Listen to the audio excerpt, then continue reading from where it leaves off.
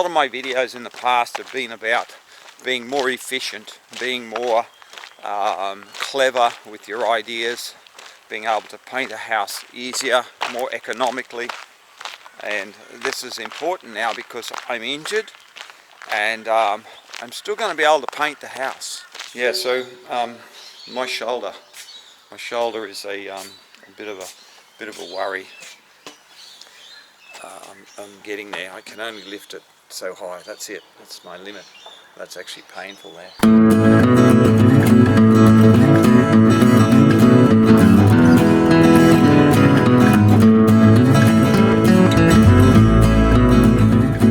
G'day, I'm back. Just starting a job now. It's quite a large home. It's a repaint, so we'll just give you a quick look through it. Now we're in start of winter here in Brisbane, Australia, Lockyer Valley. So this is a house. I painted this house around, I'm just going to say around 10 years, because it could be a bit more. I painted this. So they've put these doors on. They're going to be gone. We're just going to put normal doors. I've just taken the drop sheets out. I had a look through yesterday with the owners. There we go. So all this has got to be white, and it's sort of a darkish, lightish, browny tan at the moment. By repainting things in different colours, we're going to be keeping the floor coverings and getting rid of all the blinds and fill all the holes. So we'll go down to quite a large house, so we'll go down this way first. Pretty typical new home. These aren't going to be too much dramas. I'll be covering up everything and probably doing a fair bit of spraying here. Get our bathrooms. All the ceilings, because I've painted them before, nothing has peeled, so there's 10 years of rolled ceilings. So there we go. This is 10 years later of my paint job. Obviously I've got to take all that kind of stuff off. Those handrails, curtain rails have got to go. We're not using them. And same as these, and we're going to fill the holes. Some in the bathroom, the toilet roll holder and stuff have to come off. Those shelves have to come out down the bottom. All the verticals and stuff have to come off. Like I said, because we're using white, we're going to have to do a fair bit of spray work in here. All the hooks and stuff like that out. All the cupboards, not going to be a drama. Why did they wreck the walls, basically? And they did something up here. They've extended the room or something. I don't know if you can see that plasterwork there. So how are we going to fix that? I'm not sure. I've got a plasterer coming, and he's got a couple of ones to fix, so that'll be one of them. So remember, this is the blue room. See the nice owner's paint job. Now these people just bought this house. So once again, same thing. They've painted it, and somehow, you see, they've extended the room. So the plasterwork there needs redoing. I'm not sure how they've done it or why, but they have. So you can see the walls aren't very good. I don't know if you can see it. Yes. So if you can imagine, this brown here, it's got to be covered with white. So to do that, we'll be using an oil-based undercoat over the frames. That's about the best covering paint we can get, and it's going to stick to the old gloss enamel. Now this used to be a carport. You know, who knows, I might even have a video of painting this house. I don't think so. You see the damage people do, when they try and do things themselves.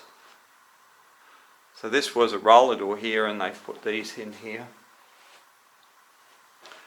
I'm not sure what else they've done, but there's a little bit, you know, like, let's have a look here. So you see their paintwork isn't that flash, and the plasterwork's just atrocious. Looking in these corners here, very hard to fix. I can just top coat it again with a sand, It's about the only way we can fix it. It's never been gapped. You see the gaps there. We're going to be keeping this carpet, keeping all the floor coverings, keeping them clean. This one here has lots of dog diggings. Looks like they replaced a bit of timber there. It's probably around the same here. We've got another room here. Remember, this used to be the carport, so they've put all these walls in. Very rough. So they put these cupboards in here too.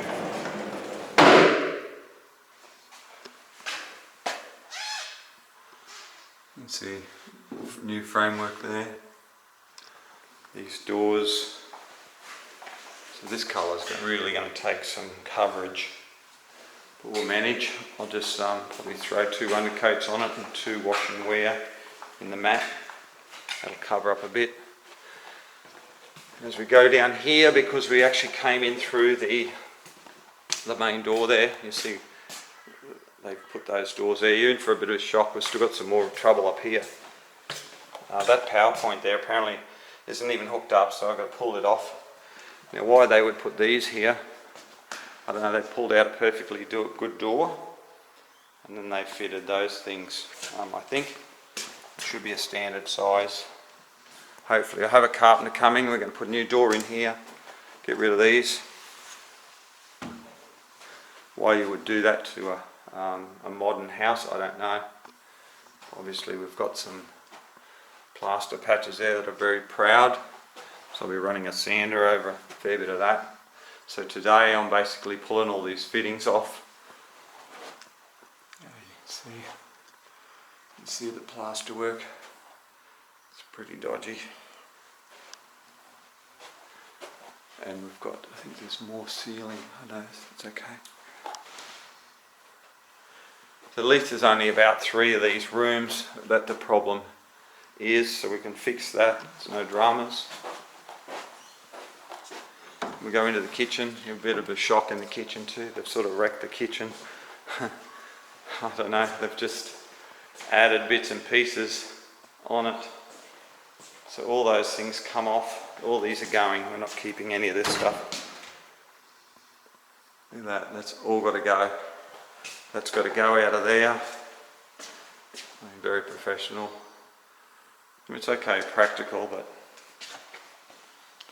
you can see they've basically just added a section in here and stained it.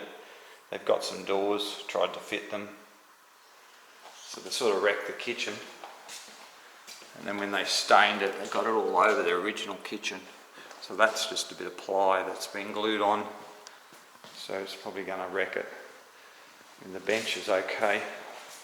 It's doable. I'm not sure what's happened here. But, you know, it's a phone line, so that'll have to be filled. So there's quite a lot of stuff. I'm going to pull all that out. Run a sander over it. Obviously that's not my painting, okay? The original frames are. Now that's gloss enamel there. This is your gloss enamel after 10 years. It's still shiny, it's still beautiful.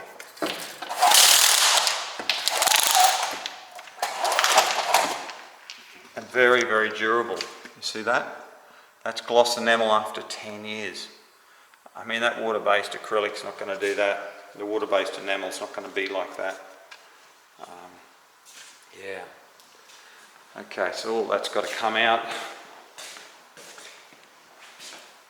And where are we? We're in this room here. So this is bedroom 1, the main bedroom. The walk-in robe. Back in the day, we actually painted the ceilings in the walk-in robes in the same colour as the walls. So that was good. You can see here's a problem. Now I'll show you something here. You see this overspray here? Okay. When I originally painted this house, these frames were sprayed in gloss enamel. So that's how long I've been spraying gloss enamel.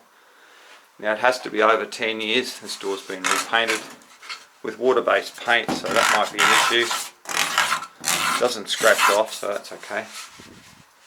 As you can see here, here's a touch up that I've missed when we painted this house. You see the overspray there? Now that's me spraying these frames with a gun. And we just haven't cut down that other side, so that's something that's been missed. There you go, you actually see something that I did from 10 years ago. Oh, look at these. That is so thick and beautiful, it really is. So all these doors will have to be re-undercoated. We've got some crack here. That's pretty typical actually in these bathrooms. We've got to try and figure out a way to permanently fix these problems. So there's another one here. I have it in my own house. I'm going to be taking all this stuff off. It's going to be new toilets put in. So that'll be good. Nice new sit downs, and they've got ducted aircon in here. I'm going to show you something outside here. I mean, it's a very nice outlook, don't get me wrong. It's got lots of gardens, which means a lot of work. But they do dodgy stuff, like this gate here, for example. Fair enough, it's just a gate, but they've mounted it to their wall. Stupid move. I should have put a gate post in there and put the latch on the wall. That way you don't have any weight hanging off your wall. Okay, number one mistake. Now, I don't know if you notice here, it's like a 3-foot drop onto concrete. There's a retaining wall being built, which is good. There's no access to this concrete here.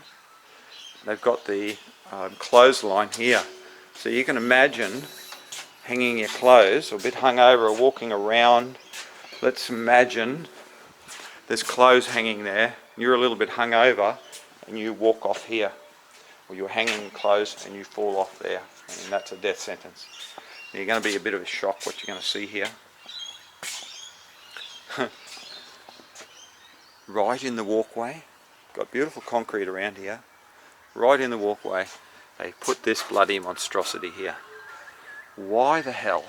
It can't get any water in it, so it's not because of the rain. I hear a pressure pump running there, must be next to my neighbours. But otherwise it's all very nice. Little things need fixing like that. There's a truck, 7 months, it never got driven. Went to start it the other day and she was so, but it's going, and I took it for a drive, and it's still good. It's not quite 3-year-old, that truck, only about 50,000 Ks on it, which in yours is only about 30,000 miles, I think. So when it goes to 60, it'll be 35,000 miles. So this is an outdoor patio. They've put this on. Another gutter down there. So this is weather shield, or maybe not even weather shield, 10 years later on poly pipe. You know, obviously these things here, they get moved, so they're not going to handle, this is a house moving, they're not going to handle wear and tear on that. So there's no need to undercoat the PVC, as you can see here. This is PVC after 10 years. Few marks, but very good. So don't ever say that you have to undercoat the PVC, you just don't have to.